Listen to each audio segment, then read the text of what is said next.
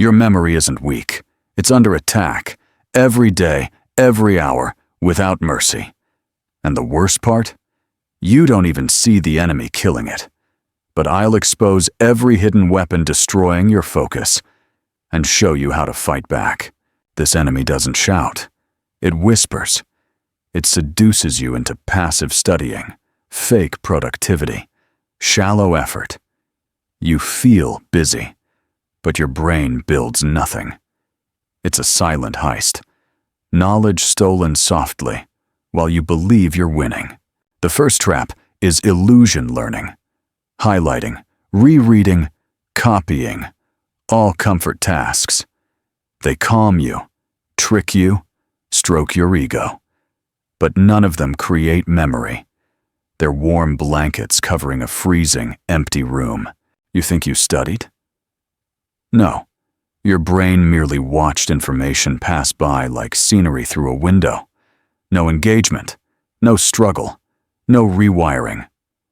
Passive input is memory starvation disguised as learning. Japanese students know this. They don't trust input. They trust retrieval.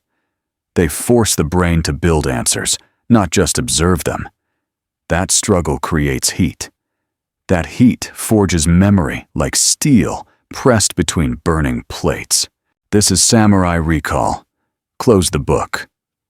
Empty page. No lifelines. Your brain must fight or fail. Every recall attempt is a duel.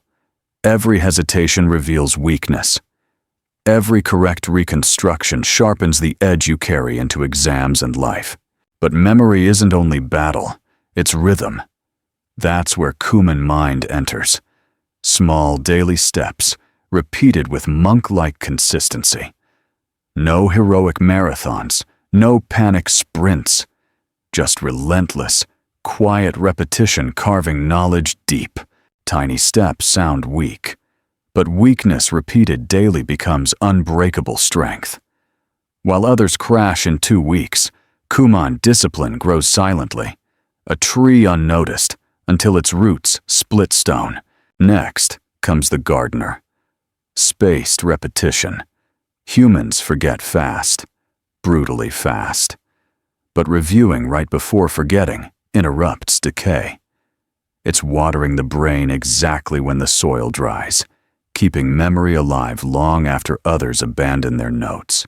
Spacing isn't magic, it's timing. Too early, wasted effort. Too late, memory dead. But hit the perfect interval, and the brain rewrites knowledge as something vital, permanent, almost instinctual. Then comes Kaizen, the philosophy of 1%. No explosions, no breakthroughs, just minor improvements carried forward every day. Tiny changes compound, forming results that look impossible from the starting line. Kaizen destroys perfectionism. It rejects the fantasy of the perfect study day. It says, show up, progress a little, repeat. While perfectionists wait for ideal conditions, you build unstoppable momentum. And then we meet Su, the ritual of deep focus. Rituals turn chaos into clarity. A pen, a clean table, a fixed hour. These signals tell your brain, this moment matters. Attention sharpens. Noise dies. Focus isn't motivation, it's preparation. Warriors don't meditate mid-battle. They prime themselves before the fight. Su primes your mind so deeply that entering concentration becomes automatic, but even the strongest rituals crack under distraction. Modern noise is engineered, weaponized, addictive. You aren't weak, you're surrounded. Notifications, feeds, dopamine traps, all designed to fracture your attention into dust. To fight this, you need friction. Delete shortcuts, hide apps, block noise. Don't rely on willpower. Build walls. You don't win battles by hoping the enemy takes a break. Another killer is overload confidence. You think you'll remember because it makes sense today. But memory cares nothing about today. It cares about tomorrow. And tomorrow destroys unreinforced knowledge without hesitation. That's why testing yourself feels humiliating. It exposes holes you wanted to ignore. But those holes are gold. They show exactly where learning begins. Avoiding them is choosing weakness. Mistakes aren't failures, they're coordinates. Each one points to a missing connection. Fix enough of them, and your knowledge becomes bulletproof. Fear of errors is fear of growth itself. Memory grows fastest on the edge of difficulty. Not too easy, not impossible. You must live in that narrow zone where effort burns, but success is still achievable. That zone is where the brain transforms. Students who stay in the comfort zone learn nothing. Students who jump into chaos burn out. Students who stay at the difficulty edge dominate, consistently, predictably, quietly. But there's another enemy: multitasking. Switching tasks feels powerful, but it actually resets attention each time, like rebooting your brain repeatedly. Nothing sticks. Everything dissolves. Single tasking is brutal at first.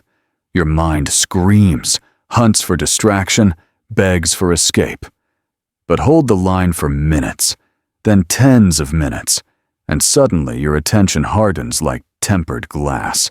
When focus strengthens, studying becomes lighter. You retain more with less effort. A clear mind absorbs knowledge like dry earth drinking rain. You finally break the cycle of study more, remember less. Consistency forms identity. Once you see daily progress, your mind shifts. You no longer try to study. You are someone who studies. Discipline stops being a fight and becomes an instinct. Then speed arrives. Not rushed speed, but clarity speed. You understand concepts faster, recall them quicker, connect them deeper.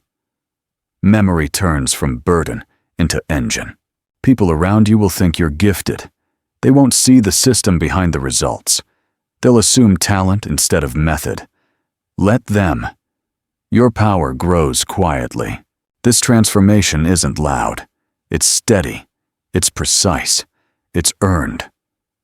While others spiral in frustration, you rise through structure, strategy, and discipline sharpened like a blade. And eventually, learning becomes enjoyable. Not because it's easy, but because your brain finally works with you, not against you. Complexity becomes a challenge, not a threat. Here's the truth.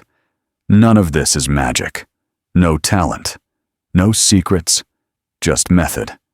Apply it, and your memory transforms into machinery. Ignore it, and you stay trapped in the same cycle of forgetting. The fork is in your hands. Choose ruthlessly.